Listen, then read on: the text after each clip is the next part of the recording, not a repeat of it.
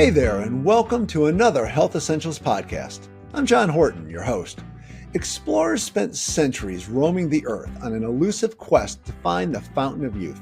But instead of looking for a mythical spring, perhaps they should have been searching for Schisandra berries. It's said that this purple-red fruit can delay the aging process while giving you a little extra pep in your step. It's also touted as being good for your heart, lungs, and a few other important body parts. No wonder why it's growing in popularity as a supplement. But can Schisandra really do all of that? To answer these sort of questions, we turn to functional medicine specialist Melissa Young. She is one of the many experts at Cleveland Clinic who pop into our weekly podcast to separate fact from fiction regarding health trends. So with that, let's start our own exploration to find the truth about Schisandra berries.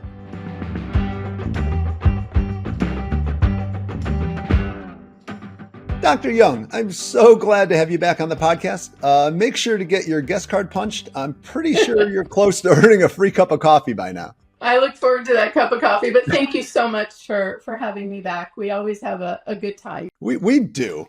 So I want to start with a confession here.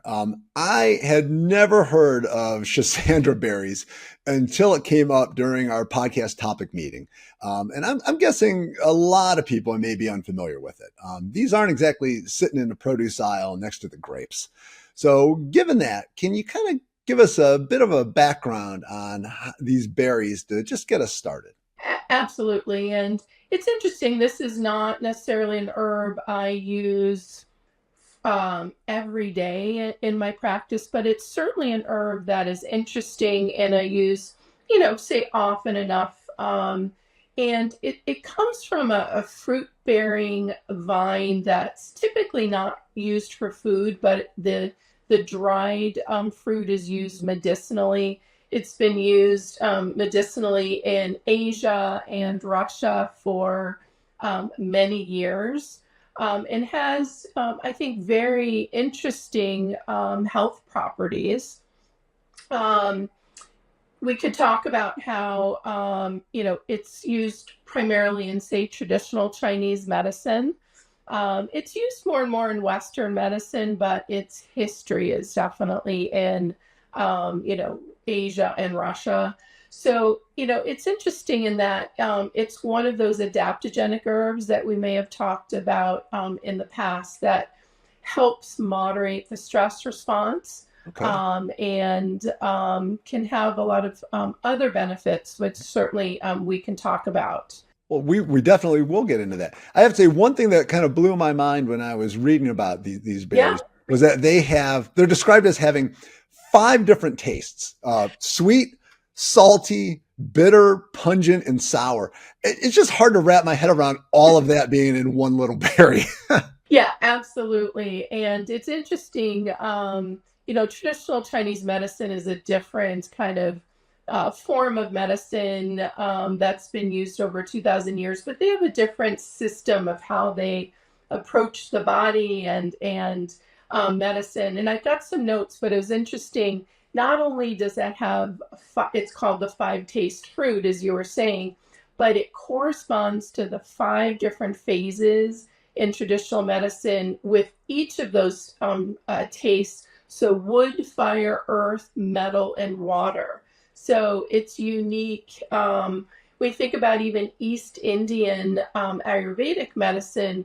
They look at how important those 5 tastes are, in our foods and nourishing the body. So it's interesting that this particular one has all of those tastes that, maybe help with its medicinal properties. You just totally taught me something I had never heard before. It's really fascinating that you can have that these individual tastes are associated with, I guess, potential health benefits if you eat them. So here I'm just eating stuff and not even thinking about that. Well, one quick aside, which I found so interesting in Ayurveda and traditional Chinese medicine, when we think about sweet taste here in the West, we think about sugar. And sweets and cakes and cookies. But in their philosophy, the sweet taste is also coming from like meat, And some of the things that in, the West we eat all the time that we're, not realizing may be driving some of that, sort of sweet response in the body. So, we have so much to learn from these other ways of medicine. It is like when you get into those traditional medicines, it's fascinating how they just use everything around us in the world Yeah. as sort of like a little form of treatment and see how it can potentially benefit your body. Yes, it's fascinating, really. Well, let's start breaking down some of the claims connected to Schisandra berries, Sure. starting with whether they can delay the aging process, which I'm sure all of us would like to do. So, is this really the berry of youth? I'm not sure it's the berry of youth, and in terms of longevity, but it is interesting in that two of its main properties, or I guess three, so anti-inflammatory benefits, calming free radical damage in the body. Though I think about free radicals and oxidative stress in the body is aging and rusting. So Yeah. perhaps secondarily, kind of longevity, but it helps prevent cellular damage. And then it's, just helping with that stress response. So I don't think it's the, fountain of youth or helpful in longevity, but it has elements in how it works to calm some of that cellular damage that comes from not only aging and metabolism, but lots of other, things like exposures to environmental toxicants. These discussions I'm always amazed by how what we eat can lead to this inflammation in our body that we don't even think Yeah. about because it's not Yeah. nothing you can see or even really maybe feel necessarily. Mhm.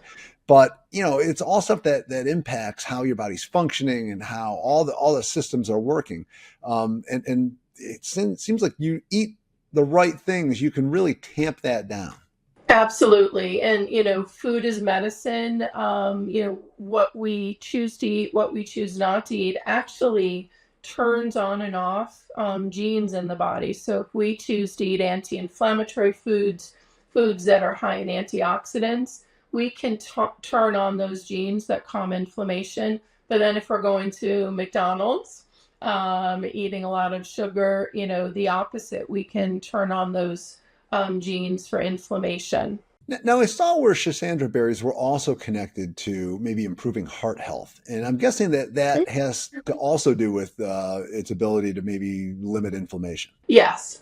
So I think, that moderation of what we call oxidative stress, calming inflammation in the body, moderating the free radical process, which causes cellular damage, is, one of the main ways it has heart protective effects, liver protective effects, the lung effects. It also seems to really help the endocrine system, which are our hormones. So, that's one of the ways that it's moderating its benefits in the body.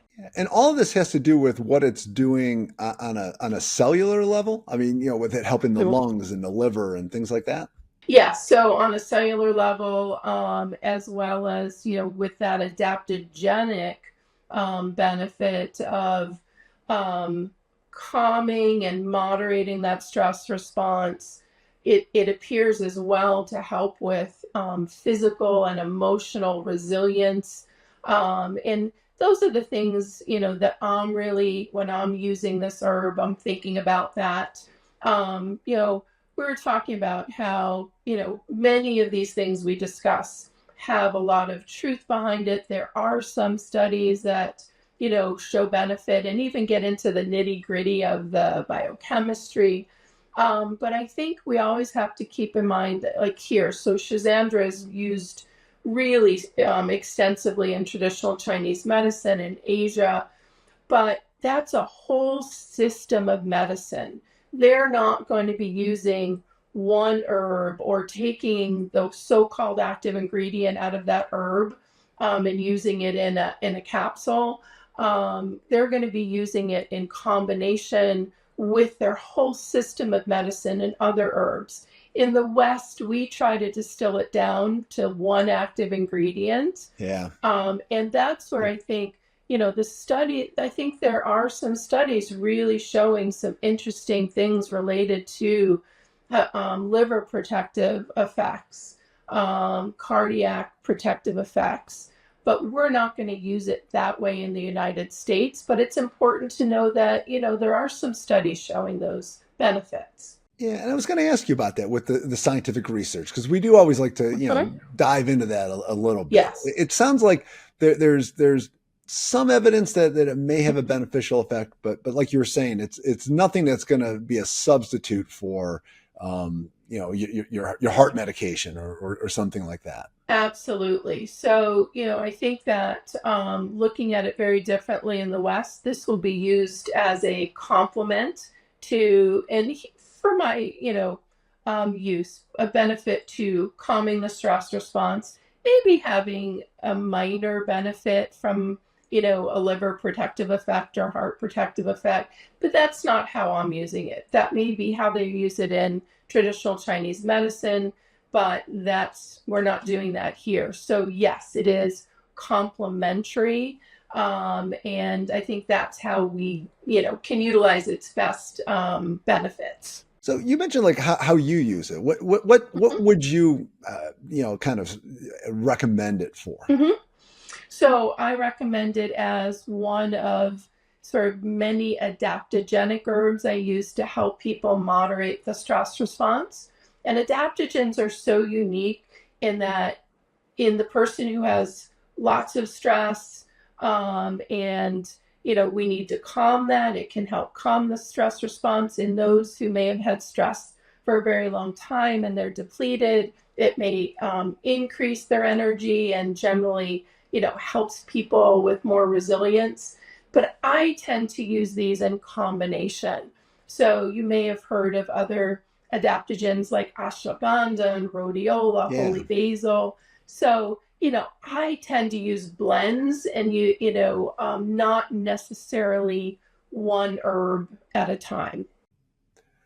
Now, I saw where Schisandra was also sometimes recommended as a way to help with depression. I'm guessing that kind of fits into exactly what you were just talking about with the stressors, Yes. maybe boosting energy levels, things like that. Yes, and it's certainly, I would not use this as a treatment for depression, but say, lower mood or mood changes related to chronic stress, maybe it's helpful or in conjunction with, conventional treatments. But depression's not top of my list when I think about Shazamdra.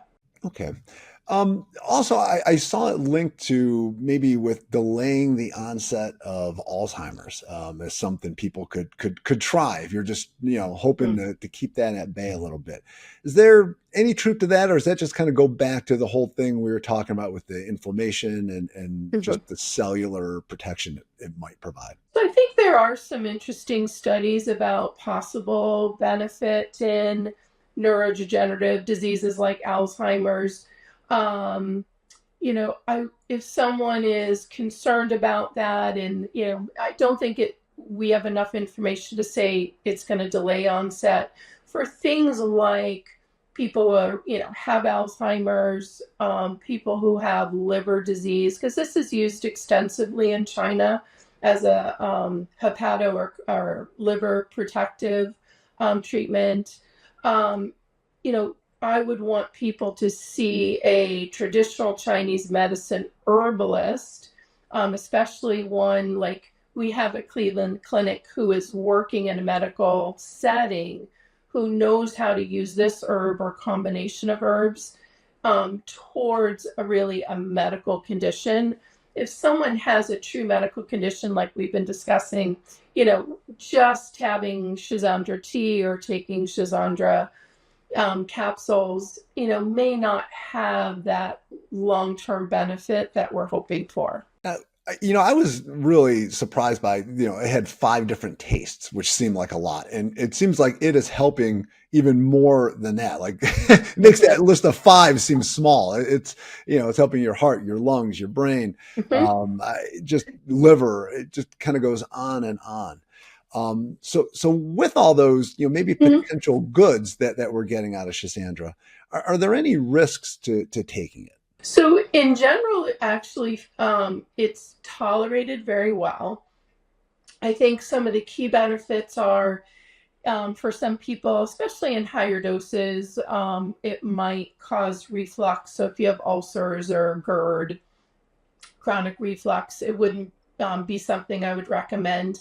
Like many herbs, it actually can impact how medications or pharmaceuticals are metabolized in the body. And so if you are taking medications, and especially more serious medications, Coumadin, blood thinners, immunosuppressants, you would not want to take this on your own. You would want to talk to your doctor. Again, if you're working with a traditional Chinese medicine herbalist who's trained and certified. But those are the main sort of cautions. Of course, we don't want to use these herbs in pregnancy or breastfeeding. So making sure if you're taking medicines, probably top of the list, really key to check with your doctors, but otherwise very well tolerated, generally quite safe. So if someone wants to try Schisandra, Mhm. how can they go about doing it? Sure. I think about two main ways. So I like it as a tea, either alone or in a blend. Um, can we talk about brand names? Yeah. I mean, Okay, I've never wonderful. seen. I don't think I've ever seen Schisandra tea out there. Is it? Does that doesn't seem like a Lipton special? It is not a Lipton special. There's a wonderful company that I use, Rishi, Trishi, that has some of these herbal blends and many green teas and things like that. So they have some blends, they have it alone. So brewing a lovely cup of tea can be a nice way to incorporate that into your day. But then I use it personally that way. But then also there's herbals where these adaptogenic blends where I combine those adaptogens we were talking about. Schisandra is one of those. So two very reputable companies is Gaia Herbs, and that's GAIA, Okay. and Herb Farm. Probably Gaia is one of my favorites. It's so important, generally, and in the United States, where supplements are not regulated in the same way as pharmaceuticals, that you use reputable companies and that they do independent testing. There can be so many contaminants in products or not even having the active ingredient. But Guy Herbs has a couple different adaptogenic blends that you can use to moderate the stress response if you're looking for a little more resilience, and you're under stress. So that's how I use it. Yeah. When you're talking about those blends, are those in like a supplement form, or is that like Mhm. tea? Or are you actually getting pieces, parts you're putting together in something? So if you're working with traditional Chinese medicine provider, you might actually get that. But the supplements I'm using are primarily capsules. I think it's the easiest way for us Westerners. We're used to pills, but there are tinctures. I know Herb Farm has a tincture where it's a standardized extract that you can put in some water. Not everyone loves those. They can, have strong tastes, but either capsules, tinctures. But what I love about the teas is it'll have a medicinal quality, but maybe not quite as strong as, a pill. And you'll get benefits, but we don't have to worry about those side effects. Yeah, it does sound like this is the sort of thing you need to go and search out. You're not just going to find it on a random shelf. Yeah, I agree with you. I agree with you, though. It's a wonderful herb, that really has, some of that moderating the stress response benefit.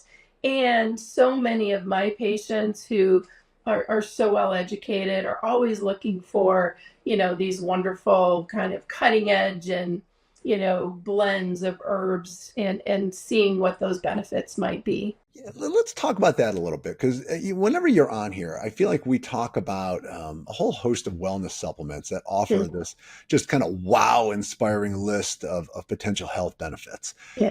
So whether you're looking at Schisandra or something else, Mhm. what's the best approach you should take when deciding whether these might work for you and you should try them? So I think that having the guidance of your doctor is really helpful. Not all, like your primary care doc may not have much background in these types of things, but your integrative and functional medicine physicians usually are very well versed. And just because it's on a health food store shelf, and it's natural does not mean it's safe, or safe for you and a particular person. These things can interact with medications, other herbs. So one, that's kind of, I do like the teas because there's going to be a, safer threshold there. But I think it's so important to check with your physician because there's just this misunderstanding that if it's natural, it's safe. And I loved that you made that point because I do think that word, touting something as being natural is kind of Mhm. used to make you feel like it's safe. And that's, yeah, Yes. that's not necessarily true. There's a lot of things in the natural world that are not good for us. Cyanide is natural. It is Right. not safe. So, kind of in regards to Shisandra, Yes. as we kind of wrap things up here, Sure. what's the one thing you'd want folks to kind of take away from our discussion? And that they, if they're interested in using it or even thinking about giving it a try. Sure. So for those people, and again, many of my patients looking, how do they support moderation of the stress response? I think Schisandra in a blend of adaptogenic herbs that we've decided for them, is appropriate and safe, would be something to try. It's also, remember, it's an herb, so you want to use it, say, for specific period of time, 1 to 3 months. You don't want to use, that forever. Generally, though, if you want to use the tea, I think that has a, safer therapeutic, window. Also, we're always going to come back to the stress response. Brewing a lovely cup of tea, sitting down, enjoying that is also going to have benefit, you know, and help you additively to help with the stress response. Every time you're on, it makes me want to reassess how I'm doing a whole bunch of things in my day. And I'm always left with the value of just taking some time and just Yeah. enjoying something as simple as brewing a cup of tea and just kind of taking in that moment and like I said, letting the stress levels kind of go down with it. We are in such a busy go world. We forget how powerful it is just to take a few minutes for ourselves. And we've talked about meditation and breath work, which are so powerful, but really 5 minutes just being quiet, maybe that cup of tea, has health benefits. And I think just improves how we feel and our quality of life. Well, Dr. Young, I always appreciate when you take a few minutes with us Good. and to give us. Thank And like I said, I can't thank you enough for coming on the show and just always taking us down on a wild, fascinating journey as we kind of learn you. about all these new things. It's always a pleasure. Thank you so much. There's some science behind claims touting the benefits of Schisandra berries, but it's best to approach the supplement with caution and a dash of realism. While it may help with some health issues, it's not a substitute for medications or anywhere close to a true fountain of youth. If you liked what you heard today, please hit the subscribe button and leave a comment to share your thoughts. Till next time, be well.